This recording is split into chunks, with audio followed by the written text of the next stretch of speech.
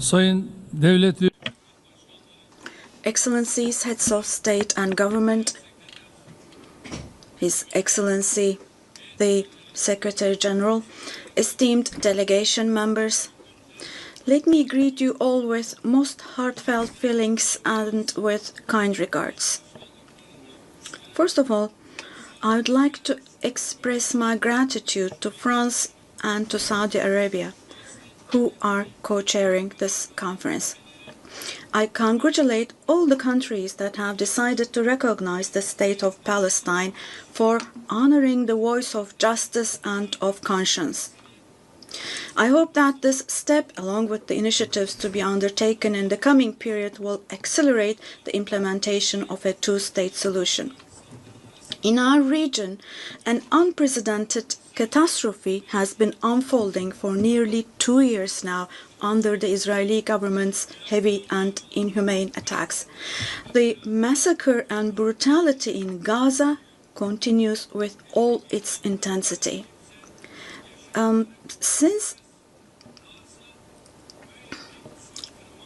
it is true that anyone who has a conscience cannot possibly accept this or remain silent vis-à-vis all this, the Netanyahu government is trying to make sure the following. Their goal is to make the establishment of a Palestinian state impossible and to force the Palestinian people to emigrate as much as possible. In the midst of these negative developments of a group of countries, among them members of the UN Security Council, they have taken the decision to recognize the state of Palestine, and this is an extremely significant and historic step. Now,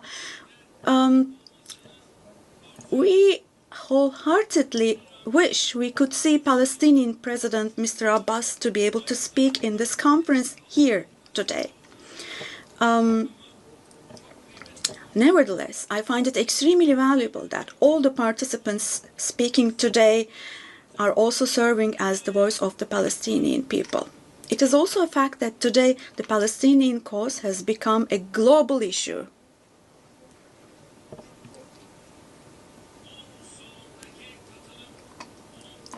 The participation in this hall today is the most important proof of this.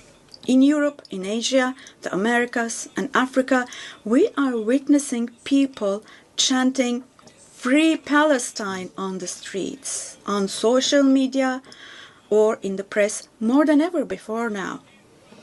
This contradiction should not escape anyone's attention, including my friends here.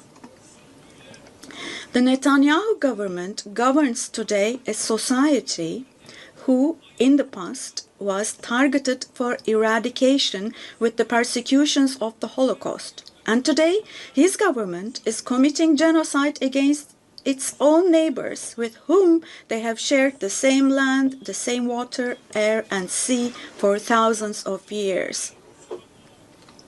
Standing up against this oppression is not only a legal duty of the international community, but also a moral responsibility. The international community must stop expansionism in the West Bank, also the fait accompli in East Jerusalem, and the attempts to spread instability in the region. Otherwise, we cannot possibly talk about the presence of an international order or talk about defending universal values. The goal of deepening occupation and annexation policies is clear. The goal is to kill the vision of a two-state solution, to leave no ground for the state of Palestine to survive, to exile the Palestinian people, and to implement their expansionist ambitions by fueling instability in the region. Now, this cannot be allowed.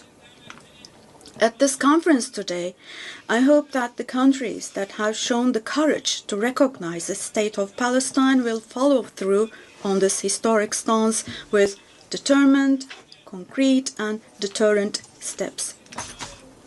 It is now necessary to declare a ceasefire, ensure unhindered access to humanitarian aid to Gaza, and for Israel to withdraw its forces from Gaza.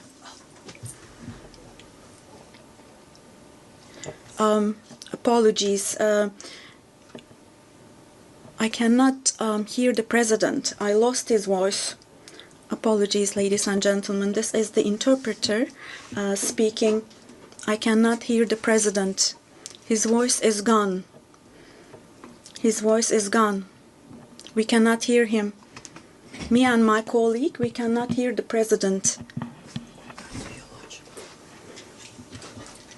Apologies for this, but we're having a technical glitch here. We cannot hear the president.